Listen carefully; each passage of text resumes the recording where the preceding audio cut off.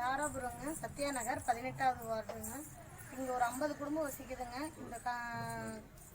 இந்த கரண்ட் கம்பம் வந்து மாற்றி தர சொல்லி ஒரு 1.5 வருஷமாக பெட்டிஷன்லாம் கொடுத்தோங்க.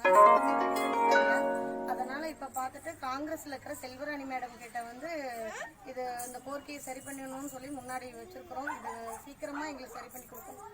எவ்வளோ சீக்கிரம் முடியுதோ அவ்வளோ சீக்கிரம் ரெடி பண்ணி கொடுக்கணும். இதனால் நிறைய பாதிப்பு ஏற்படும். அதனால் கொஞ்சம் சீக்கிரமாக ரெடி பண்ணி கொடுக்கணும். வணக்கங்க.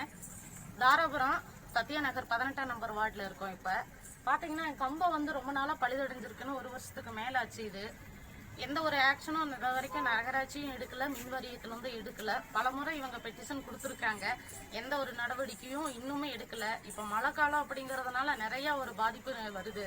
ஈரக்காலம் அப்படிங்கிறதுனால குழந்தை குட்டிங்க நிறையா இருக்கிறதுனால அந்த இடத்துக்கு போக முடியல. திடீர்னு ஏதோ ஒரு அசம்பாவிதம் நடக்கிறதுக்கு முன்னாடியே இந்த கம்பத்தை மாற்றி கொடுக்கணும். அதே மாதிரி இந்த ஏரியாவுக்கு அடிப்படை வசதிகள் செஞ்சு தரணும் அப்படிங்கிறது இப்போ பகுதி மக்களுடைய கோரிக்கையாக இருக்குது. நகராட்சியில் எந்த ஒரு நடவடிக்கையும் எடுக்காதனால இப்போ பகுதி மக்கள் எல்லாம் சேர்ந்து எங்கிட்ட கொடுத்துருக்காங்க. எனவே மின்சார அமைச்சர் வந்து இதுக்கு உடனடியாக ஒரு தீர்வு கொடுக்கணும். ஏகப்பட்ட இடத்துல கம்பங்கள் மாற்றிருக்கோம், இத்தனை கம்பம் மாற்றிருக்கோம், இவ்வளோ பழுது பார்த்துருக்குறோம் அப்படின்னு சொல்லி நிறைய அறிக்கை கொடுறாரு. இந்த கம்பம் இங்கே 1 வருஷமாக இருக்குது. நாங்கள் 1 வருஷமாக எல்லா பெட்டிஷன் கொடுத்துக்கிட்டே தான் இருக்கோம். இப்போ நான் 1 மாதம் ஆச்சு நான் மின்சாரத்துறையில் கொண்டு போய் பெட்டிஷன் கொடுத்து இன்னும் எந்த ஒரு நடவடிக்கையும் எடுக்கல.